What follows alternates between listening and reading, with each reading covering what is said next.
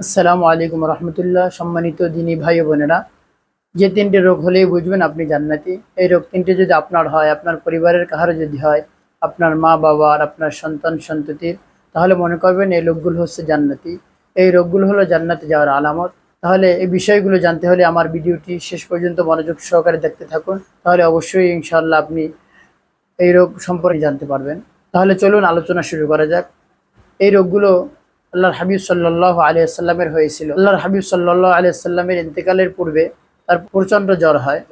এই জ্বরে হযরত আম্মা জান আয়েশা সিদ্দিকা রাদিয়াল্লাহু তাআলা আনহা তিনি বারবার কলসির পানি ঢালছিলেন এবং আল্লাহর হাবিব সাল্লাল্লাহু আলাইহি সাল্লাম বারবার বেহুশ হয়ে যাচ্ছে, আবার হুশ ফিরে আসছে, আবার বেহুশ হয়ে যাচ্ছে, এরকম পরিস্থিতির মধ্যে পড়ছিলেন এত জ্বরের কারণে। আল্লাহর হাবিব সাল্লাল্লাহু আলাইহি সাল্লাম বলেন, হে আমার সাহাবারা, এই জ্বরটা হচ্ছে এমন একটি রোগ যার মাধ্যমে আল্লাহ তাআলা বান্দার গুনাহ মাফ করে দেন।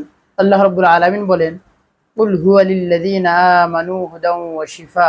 আমি যেই কোরআনটি তোমাদেরকে দিলাম, এই কোরআনটা মুমিনদের জন্য হেদায়েত এবং শিফা।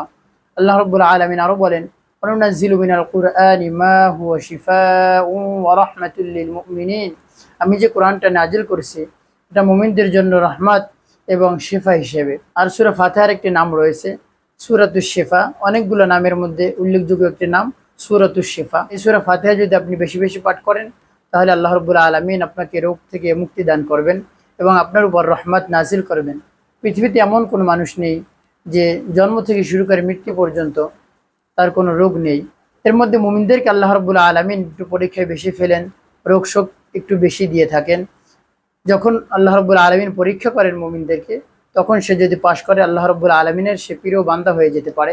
যে রোগ তিনটির কথা আমি বলতে চেয়েছিলাম তার মধ্যে এক নম্বর হলো, যদি কারো জ্বর আসে সেই লোকটা জান্নাতি। আম্মা জান আয়েশা সিদ্দিকা রাদিয়াল্লাহু তাআলা আনহা বলছেন, যখন আল্লাহর হাবিব সাল্লাল্লাহু আলাইহি সাল্লামের প্রচণ্ড জ্বর আসলো, আমার উপর যখন হেলান দিয়ে বসলো, তখন আমার মনে হচ্ছিল আমার শরীরটা পুড়ে যাচ্ছে। আল্লাহর হাবিব সাল্লাল্লাহু আলাইহি সাল্লাম বলেন, পৃথিবীতে এর চেয়ে বেশি জ্বর আর কারো হয়নি।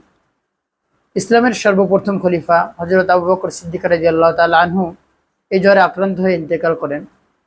তো দুই নম্বর বিষয় হলো, যদি কারো অ্যালার্জি বা চুলকানি থাকে সেটাও জান্নাতি যাওয়ার আলামত। তিন নম্বর, যদি কারো চোখ উঠে, আমরা মনে করি তার আশেপাশেও যাওয়া যাবে না, চোখ উঠছে ছোঁয়াচে রোগ আমারও হবে, তার দিকে তাকানোও যাবে না, এগুলো করা যাবে না। এগুলো হলো জান্নাতি লোকদের আলামত।